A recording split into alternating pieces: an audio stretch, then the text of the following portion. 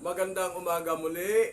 Ako po ay si Edgardo Gases at si Brother Antonio Lagoren at welcome po muli sa aming YouTube channel na Edgardo Gases. Salamat po, Kuya Brother, na pinakilala mo ako sa iyong programa.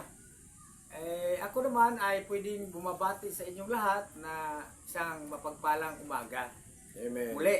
Amen. Ngayon po ang aming segment na pag-uusapan ay patungkol sa pangyayari sa simbahan ng Kingdom of Jesus Christ. Kibuloy. Okay, Kibuloy. Kay Kibuloy. Oo nga, tama. Pag-usapan natin yan. Hindi ka man naman marunong gumalang, pastor ka, pastor din yung bishop ka. Brother. Brother. Oh, brother, gagalang ako tayo. Kibuloy. Kibuloy Brother ka na, Kibuloy. Kibuloy. Sorry ha. Hindi ko nalagyan ng brother eh. Brother Kibuloy. O ano ba gusto niya? Pastor Kibuloy. Pastor? Oo. Pastor. Yan ang gusto niya, pastor. Alam mo yun, kahit gusto niya pastor, ako kasi, tatawag ako ng pastor sa isang pastor kung nandun siya sa loob ng opisina niya. Hindi ko alam kung nandun ba siya sa loob ng opisina niya. Kasi ang pastor kasi, opisina po yan. Okay. Whatever. Okay.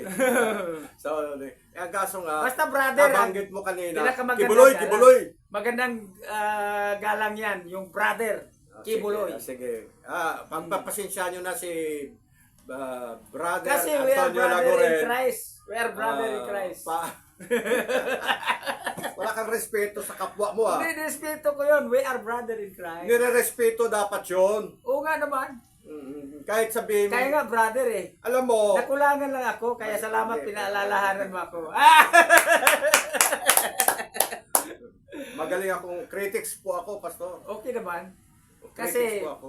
ang Ay, brother gamot pala. sa nakakalimot ay paalala. Okay, very Ako, good. pag tinawag mo akong brother, tuwang-tuwa ako. Alam nyo po, sa ating constitution, Oo. meron po sa preamble at sa ating constitution ay merong sinasabing, the separation of the state shall not be inviolable.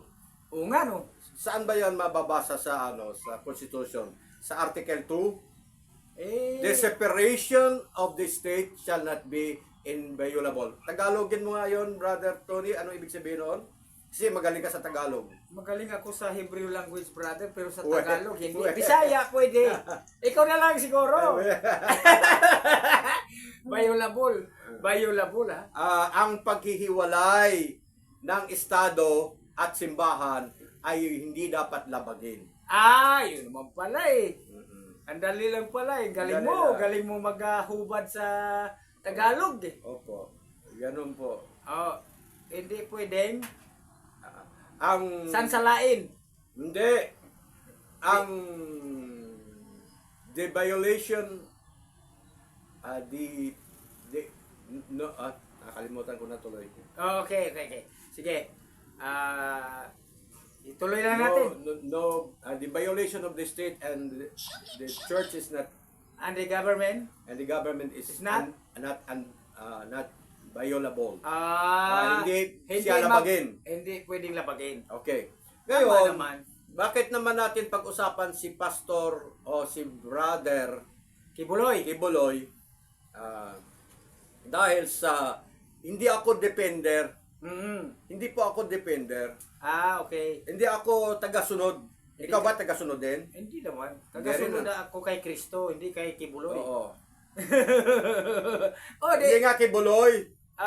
Ano ba tinutukoy mo? Tagasunod. Marami kay- tumatawag sa kanyang pastor, may tumatawag na brother. Ano ba, bakit Kibuloy ka ng Kibuloy? Hindi. Ang binabanggit ko lang doon, pinaliwanag Magbigay ka ko naman lang, o share na lang kung ayaw mo. basta brother. Brother. Hindi ako mag-share sa kanya kasi wala naman kami sa opisina rin. Okay. Brother na lang kasi ginagalang ko siya bilang brother. Ngayon in po, Christ. meron kasi tayong constitution na ginagalang ng respeto. Mm. Ngayon, very untimely. Ngayon lang kasi kami gumawa ng content.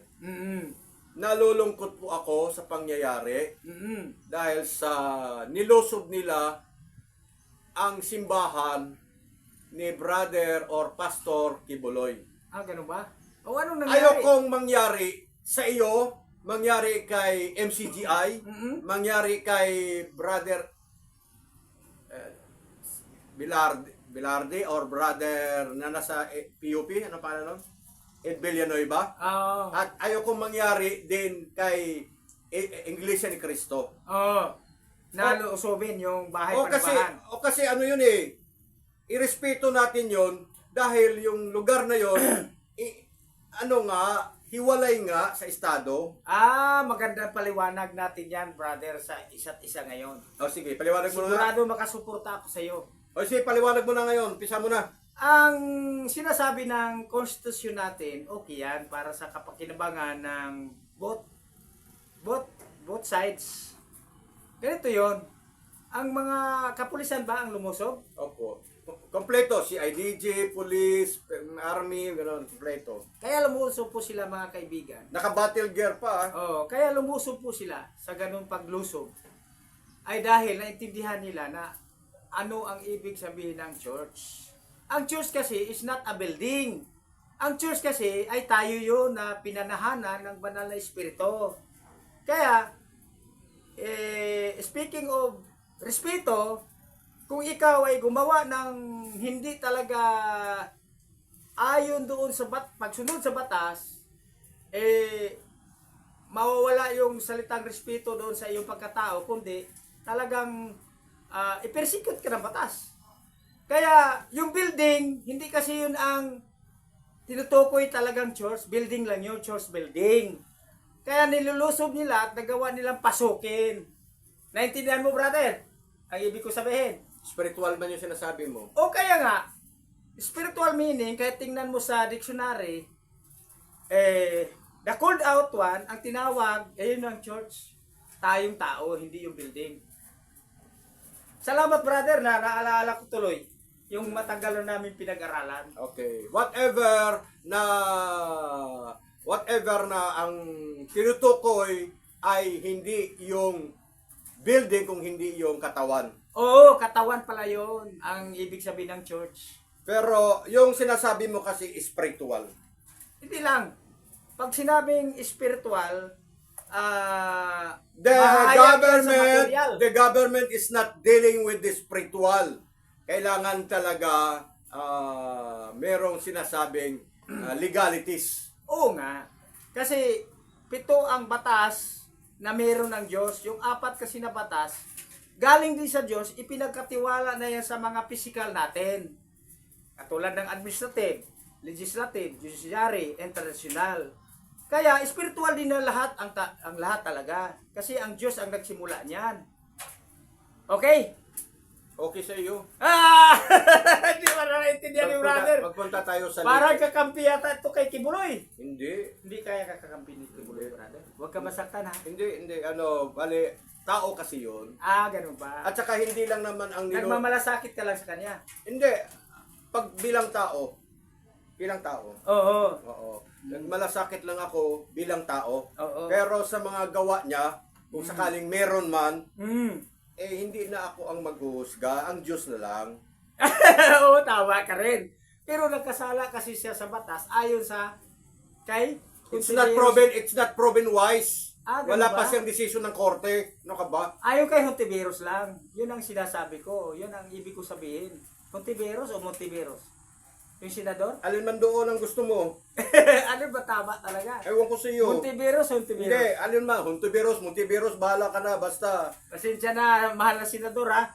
Hindi Bakit? Binoto mo ba yon? Oo, pinuto ko pa yun. Nagkamali ka. Bakit nagkamali? Ibig sabihin, labag ka sa kanya. Tika. Hindi ko binoto yon. Pero hindi naman. Karapatan ko yun, no? Bakit mo ba pagsasaklawan yung karapatan ko? Basta binuto ko yun, ha? Hindi, sige, good for you. Binoto ko yun si Montiveros yata yun. O Hontiveros ba yun? Basta nanalo ka sa... Isa ako sa nagboto sa'yo. Very good. O ngayon, Hindi ako nainggit. wala pang... Karapatan mo yan eh. Wala pang kasiguraduhan kung batas ba yun. Bakit nakarating naman sa kanyang tanggapan? Meron nagtaong naghatid. Merong mga nagmarites. May nagmarites.